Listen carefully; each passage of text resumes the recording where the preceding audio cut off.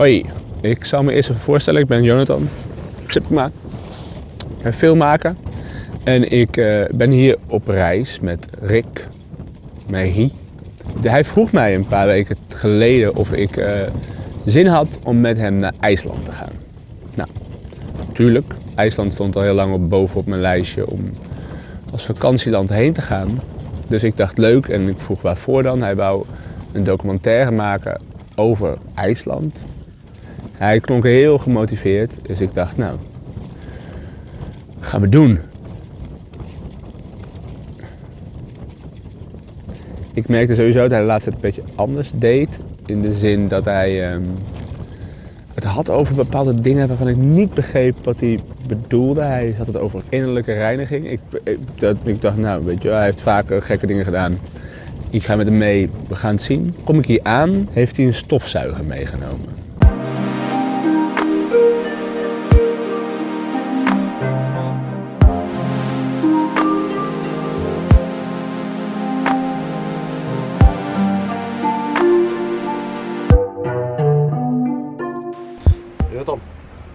Ken je iemand die misschien zo dat zou kunnen maken? Zo'n een zilveren stofzuigertje, maar zo het miniatuur voor zo rond mijn nek. Zou dat duur zijn? Zo'n kleintje zo. Voor rond mijn nek. Zo. Ik dacht eerst, nou, leuk idee als in een soort van extra last met je meedragen om een soort van het doel dat je hebt om de reis te maken voor jezelf wat duidelijker te krijgen. Weet je, kan ik ook. Maar hij aanbidt een soort van dat ding. You want to touch it? Be careful, it's holy. You can kiss it. Als in hij is er heel voorzichtig mee. Ik mag er niks mee doen of aandoen. En ik moet het een soort van behandelen als een soort heilig object. Sowieso geloof ik daar niet in de heiligdommen. Zo van, volgens mij is dat een opgelegde eigen waarde. Als het leven leeg aanvoelt, dan moet je dat vullen met lucht. Dat is belangrijk. Ik zag dit gewoon niet aankomen. Hij doet allerlei rituelen ermee en hij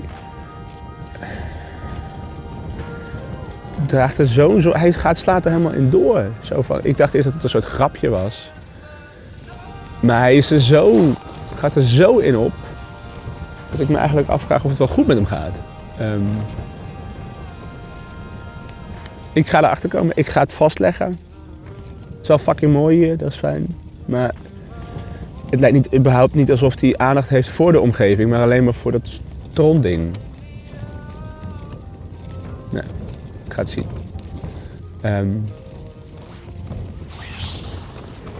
Tot later.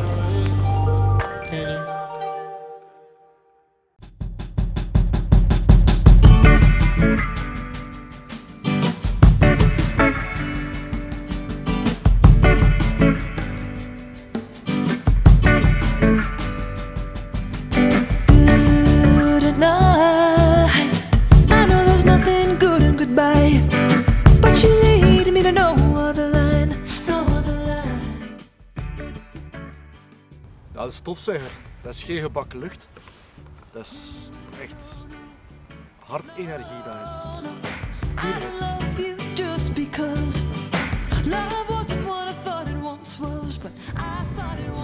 Dat was Freddie Mercury van Queen, die de kracht van de stofzuiger ontdekt heeft. De manier waarop wil je niet weten. Hallo, daar ben ik weer. Het is nu 3 uur 's nachts. Zoals je ziet, blijft eigenlijk altijd licht. Het wordt niet donker. Ik wou net mijn bed in. Kom ik dit tegen? Rick slaapt nu ook met de stofzuiger. Ik probeer net het ding aan de kant te schuiven. Maar dan...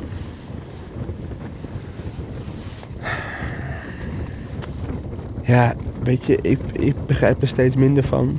Die rituelen, anderzijds kom ik steeds meer in. Ik dacht eerst dat het een soort grapje was, maar ik zie wel aan hem dat er gewoon echt iets met hem gebeurt zodra hij daar zo mee bezig is.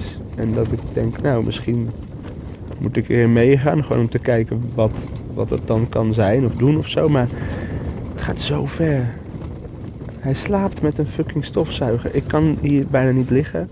Ik ben er bijna helemaal klaar mee. Zo voelt het nu.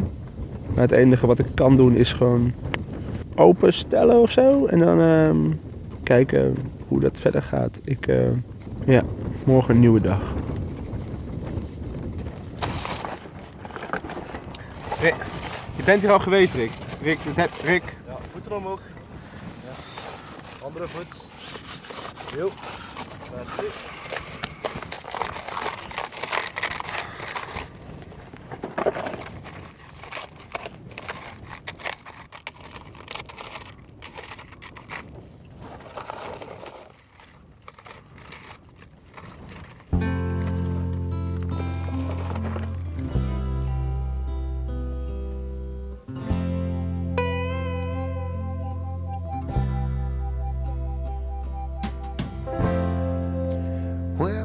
We're singing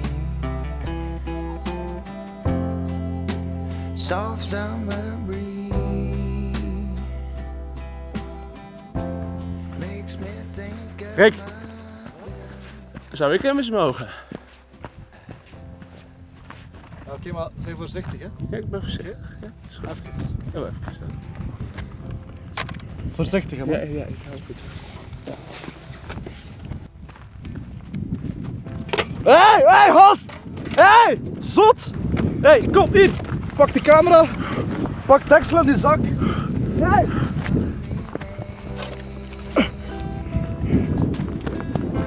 Rick, bij mijn rugzak. Ja, dat niet meer. Ja, dat niet meer. Niets van lucht meer uit. Rick, hier. Kom. Rick, snel. Er komt echt niks van lucht meer uit. Blazen, man. Blaas! whisper good morning. Nog eens. Kom, hou! Ja, zijn hartje klopt ook. Misschien een wendige bloeding of zo. Ja. Het was toch een Flinke klap, hè? flinke klap, hè, maar... Gast, jij mongool! Sorry, Rick.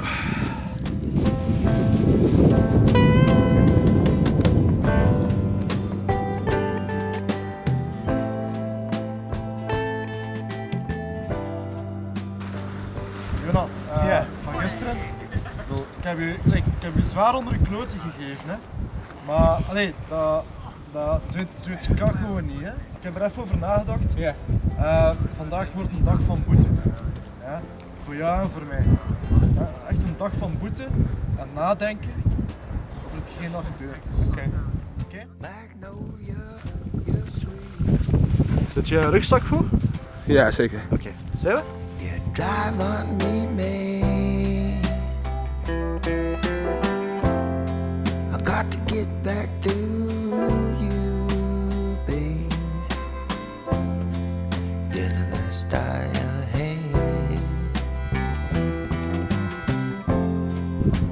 Als je de kracht van de stofzuiger nog niet ontdekt hebt, ja, dan ben je een afvallige, een ongelooflijke, een kleine piemel. Ja, dan koop je een hele grote jeep. Dat is normaal, dat is compensatie.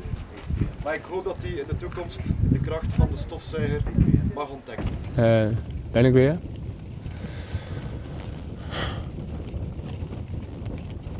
Ja, ik zag het ook niet aankomen. Ik krijg gewoon zoveel energie en innerlijke reiniging waar ik het over had. Ik vind het best moeilijk om het te vertellen. Ja. Ja, het is echt waar. Ik zal nog veel moeten leren, denk ik. Over het zuiveringsproces, over het andere rituelen, over het roken. Ook, dat vond ik heel bijzonder. Eigenlijk was dat het moment dat het tot me kwam, dat ik dacht...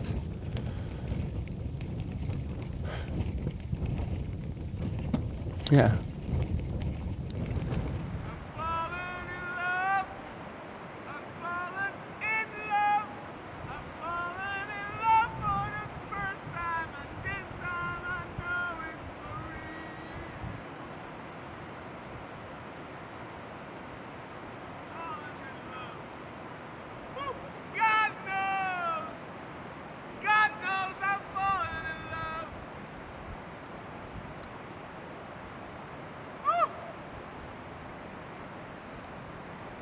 Oké. Doe je sigaret even uit. Ga nog een keer kijken naar de tekst. Dan denk je dat die volledig juist was.